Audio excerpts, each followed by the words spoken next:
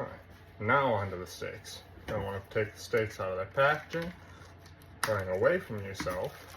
Believe me, learning that lesson the hard way. Just get that slab of beef out. Set it down on the cutting board. Same thing, the second one. I'm doing 2 cuts of meats here because I actually prefer grilled, but for this demonstration I'm going to show you pan fried. It's a bit late and be hard to record, but realistically the same process. So, now you have your steak, you're going to want to clean up and get them isolated, preferably on something like a cookie sheet. You're going to do that really quick. Now, just clean up your cutting board from that steak juice, mostly water.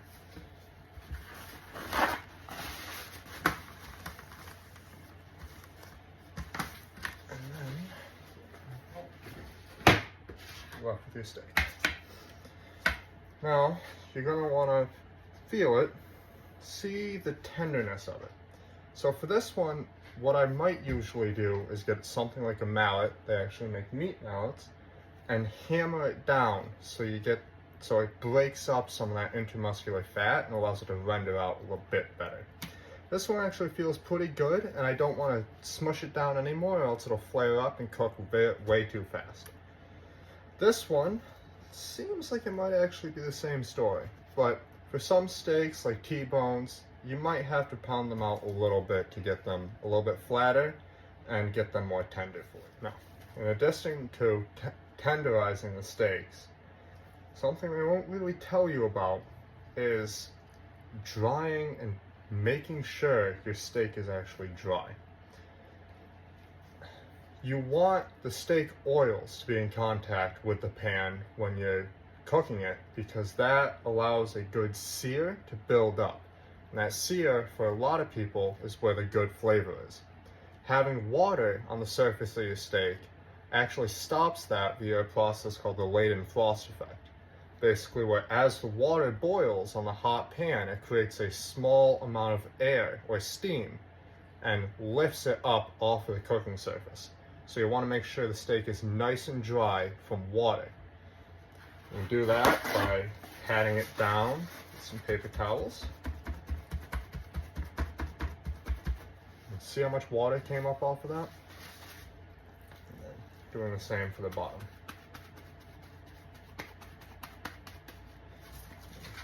Drying it before you set it down. And actually, you can even go ahead and set it down onto a paper towel. Then do the same thing for the second one.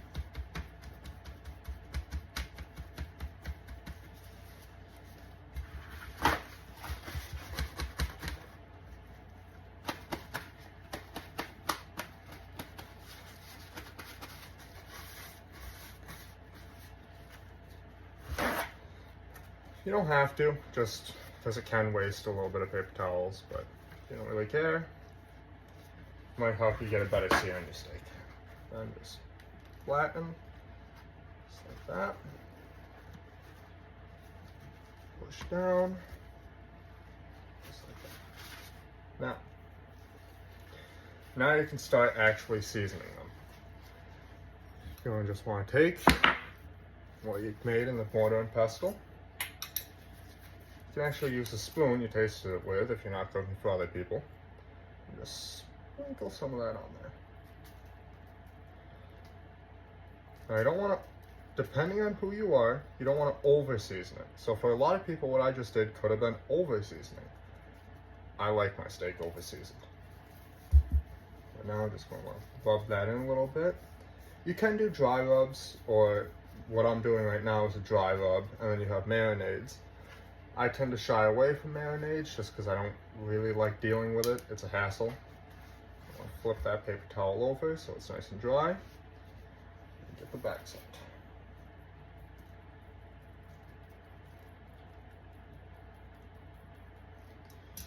Once again, just rub that into the meat.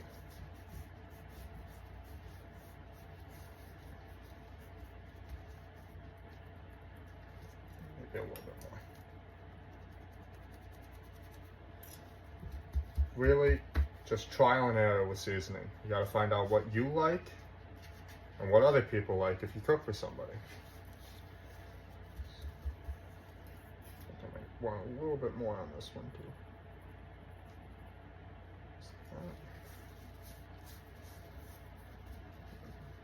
Flip.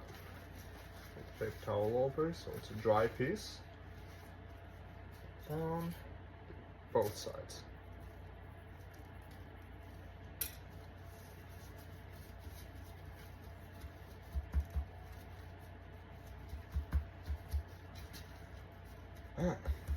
Now, in an ideal world, you would do this all preemptively. So you'd let these sit for a pretty long while and let all those flavors and the seasoning actually soak deep into the meat.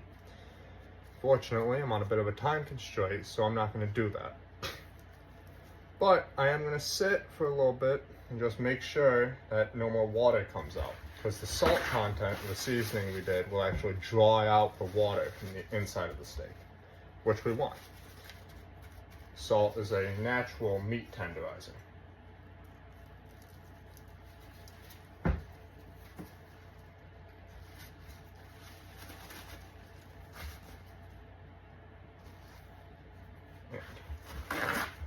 If you noticed, when I said drying off the steak, I clarified you want to dry it off from water. Because water is really the only one that has that dramatic latent frost effect. It's not that difficult to coat the steak in something like an olive oil and actually get a better sear because of that, because that latent frost effect doesn't exist anymore and you have direct contact with the oil and the pan. There are a lot of different ways to do that. Again, some people use olive oil, but I've actually found something that looks a little bit disgusting, but actually works really well and you can't taste it. It's a small coat of mayonnaise. I know, I probably sound insane, but bear with me. Just gonna want to take some of it. Not too much, you don't want to you don't want to drown it, just want to smother it. Just dollop like that, rub it over the steak. Want to get all parts of it covered. So this is, again, taking out that water content and replacing it with the mayonnaise, which is basically just emulsified eggs and oil. So that'll give you a nice thermal contact with the bottom of the pan. Just like that. Then do the same thing with the small one. On a grill though, if you do this, you have to be a bit more careful because this is flammable at high temperatures. So when it hits the bottom and gets lit on fire, it'll cause a flare-up, which can overcook your steak and burn it, which you obviously do not want. This is gross now, so clean up the best you can. Paper towels. And pinch in. Loop your finger around. Pull. Just like that. And then grab another pan. Okay. Now, you want to let that steak just sit here. Give it as much time as you can to absorb all those flavors. While we let that sit though, we're going to take a look at how the garlic is doing. Now, what you're looking for here is a nice golden brown onto the garlic cloves for observation. Might be a little bit tough to open it depending on how packed it. A little bit hot too. But I can see in there it's just starting to turn, but we're not quite there yet. So wrap it back up. Actually, I want to add a little bit more olive oil to this one. And throw it back in there. Now, that can take a very long time, so timing could have been better. I wish I was able to have this going in the background while we start using that to make the garlic butter and for the bread and the steak. But instead, I think I'm just gonna have to cut here and wait about 20 minutes until that's getting ready. Garlic should, from when you put it into the oven, take about 40 to 60 minutes. Alright, see you then. Alright, it's been about 10 minutes. Let's just do a double check. Take that same clove of garlic that we used before to look at it. Pick it up.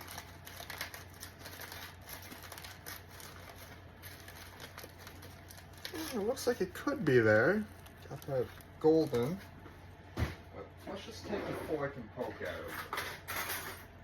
What this will tell us, if it's nice and spongy, then it might be decently well. Oh yeah.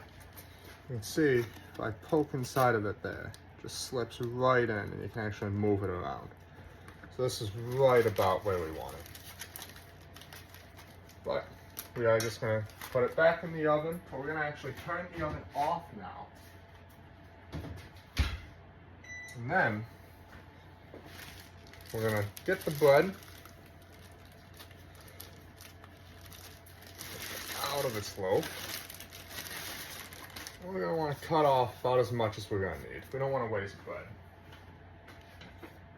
Grab a bread knife. And about there should be good. I'm not just feeding me. If I was feeding me, I'd probably do about 3/4 of this, but I'm feeding my mother, who eats a lot less than me. So, I'll put this back in. Get as much of the air out as you can. And then make sure you seal it so it doesn't go stale. Just like that. Now, just want to take this and throw it in the oven. Bake it a little bit. That'll help give it that toasted flavor. Now, the oven is off, so that's just doing its last couple cycles with the garlic and toasting our bread. Now we can focus and move directly to the steak. We're going to want to grab a medium-sized pan, which I'm pretty sure I have a dishwasher here.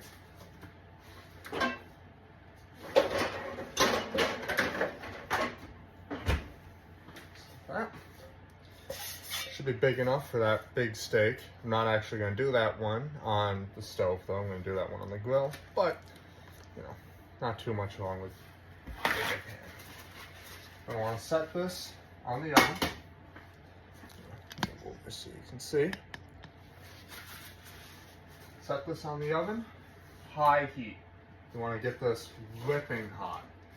That's for that nice sear and crust to build on the steak. You don't want to wait, let that sit there for a bit. Okay, this pan should be hot enough. It's been about a minute, 2 minutes. I put some oil in it so we had nice no stick contact when we go to put the steak in it. You can actually hear, if you listen closely, that oil starting to bubble. Almost like you're frying it. Now, I'm just going to take the steak up off the thing and put it into that oil.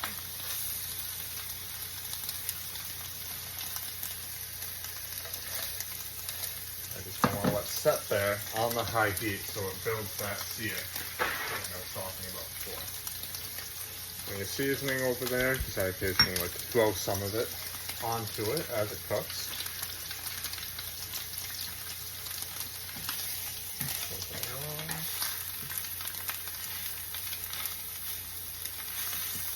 Then see what it looks like on the bottom.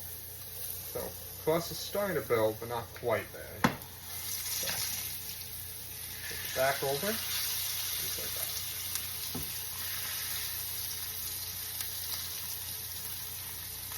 So sit there and fry for a little bit. It's going to take that long if it's high heat, about 40 seconds. You might have to push it down, get better thermal contact with the pan.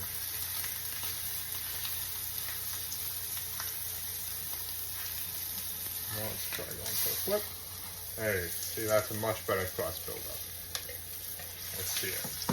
I just want to do the same thing with the other side. It might get a little bit smoky because of that olive oil burning off.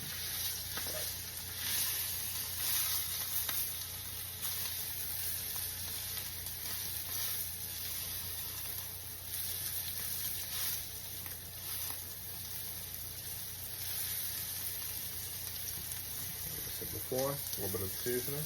Check that on.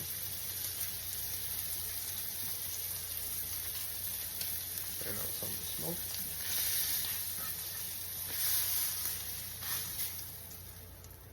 It's getting there. A little bit more. Now, for cooking it, there are a few different ways people like to have it cooked. You can either have it rare, which is a nice pink center, medium rare, which is pink center still, but it gets a little bit more whiter towards the edges. Medium, that pink center decreases and more of the white edges show. Medium well, almost completely that white inside, maybe a very faint pink at the very center, and then well, completely white all the way through.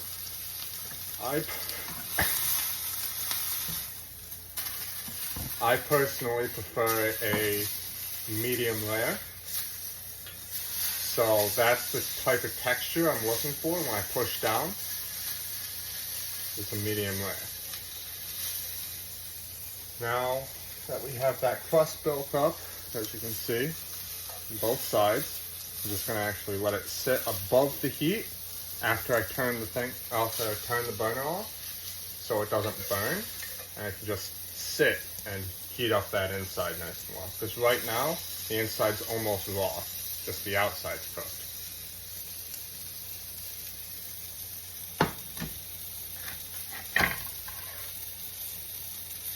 Might have to put like a pot or a lid on it to keep that heat inside, but that should be good. I'll just wait for it to not quite be as springy, because that tells me that it still has a lot of give in the muscular structure of it.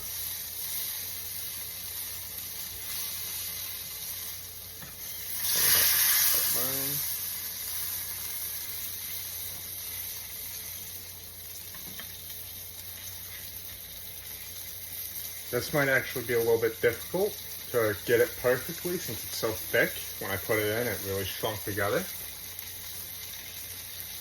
But a little bit of trial and error, and grab a meat thermometer and you can check the internal temperature of it.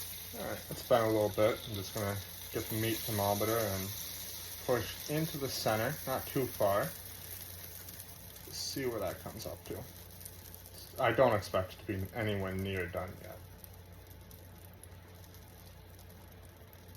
Yeah, it's barely getting up to 100 yet. For medium rare, we want to see that about 120, 130. So, keep it there.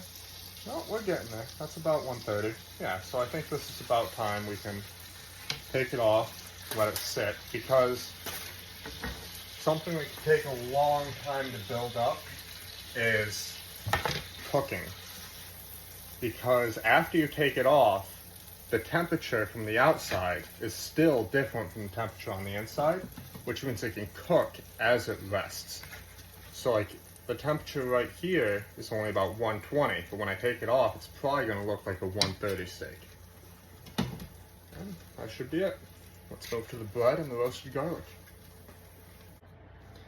Right. Took the steak off of the pan, wrapped it in foil again so that heat stays inside of it and allows it to cook a little bit longer. Now, we're going to take roasted garlic, which should definitely be done by now, and as well as that toasted bread. So you can actually see quite a big difference in the texture of the bread. This is a lot doughier and softer, but this is a little bit more firm. That's just fine. Now, unwrap the garlic. Oh yeah, that looks beautiful. See that nice golden brown texture, and then if I poke at it with a fork, you can see very spongy and spreadable, which is what we're looking for. Just going to do that with all of them, let them cool down a little bit. I need to handle them with my hands. And this one's the same way.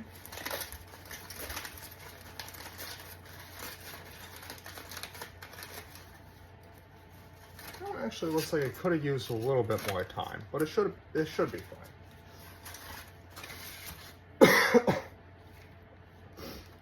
Alright. Now, don't need to do this step, it's more picky, but I really like a garlic butter. That's why I had you pick out the high content butter here. So we're gonna do that with some roasted garlic. Just gonna take a noticeable amount of the butter, throw it into a bowl with a fork, just like that. Smaller bowl would probably be better here. Take the roasted garlic bulb we did with the basil. And just gonna get some of those cloves in there without getting the skin in. Thinking about actually, I'm gonna grab a paper towel because, as I said before, it is a bit hot.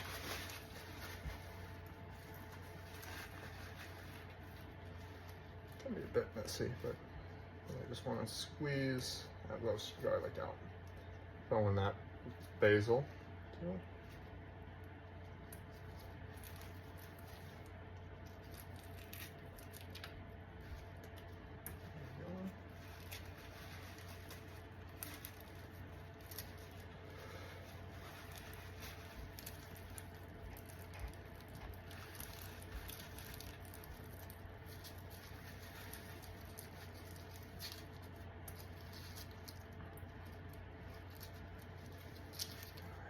Nice. So now if we just get some of the skins that followed it in there out. That's another reason why I'm wearing gloves, is sometimes things don't go as planned. See, all those nice garlics in there. Should grab a little bit more of the butter. Then we just want to smash it all together.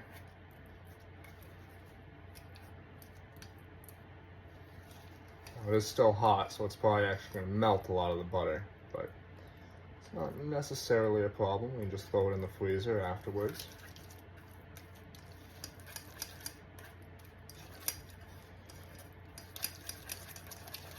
We just want that to all mix together.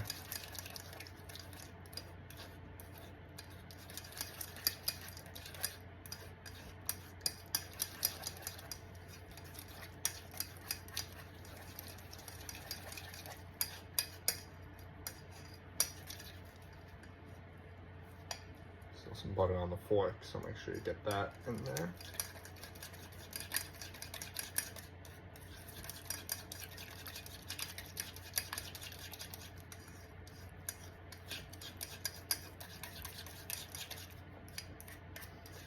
Oh, like I said, very liquidy running. We don't necessarily want that, so I'm going to throw it in the freezer for about a minute and a half. Help it solidify. While we do that, we can move all this to the side, keep our area clean. Still some garlic in this, so I'm not going to throw it out just yet. Then we can slice our bread.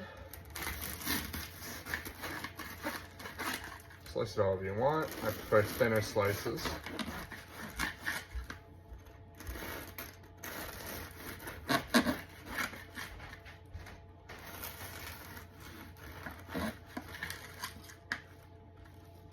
Heel is always a bit hard, so I prefer laying it down flat and going at it like that.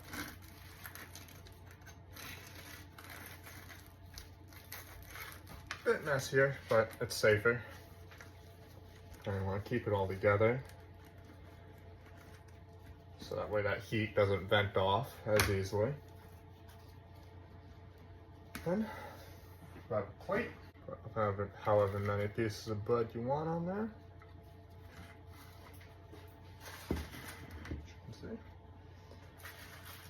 steak. Just make sure it's still at a good temperature.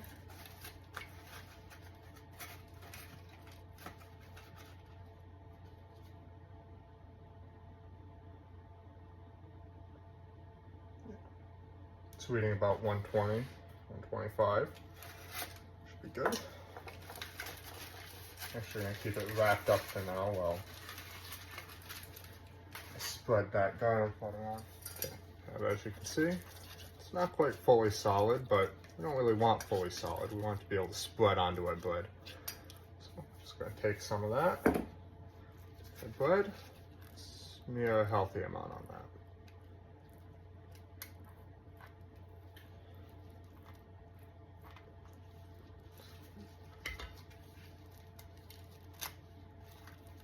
Again, put as much or as little as you want.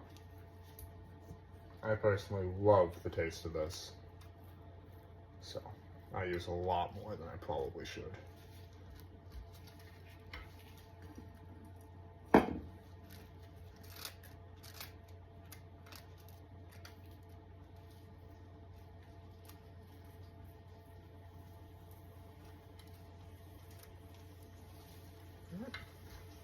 There we go. Now, should be able to unwrap the steak. Okay.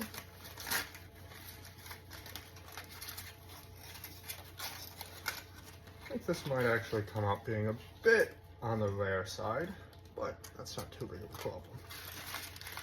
At least not for me. No? Steak, roasted garlic, dinner bread. Now, something you might not want to do, but again, I love the taste of roasted garlic. I'm actually going to grab a roasted garlic clove and place it on top of the steak. So that's going to give that steak a little bit more garlic flavor too. Alright, I think that should be it. This was a quick steak, well, relatively quick, but very tasty meal. Relatively easy to make as far as ingredients go. And biggest thing about it is just getting that feel for how you like it. You can't go into seasoning a steak with no idea. You need to know something about how the spices go. So, this is how I like it, but I really do encourage you to get out there, taste a lot of the different spices, see how they interact, and make your own steak.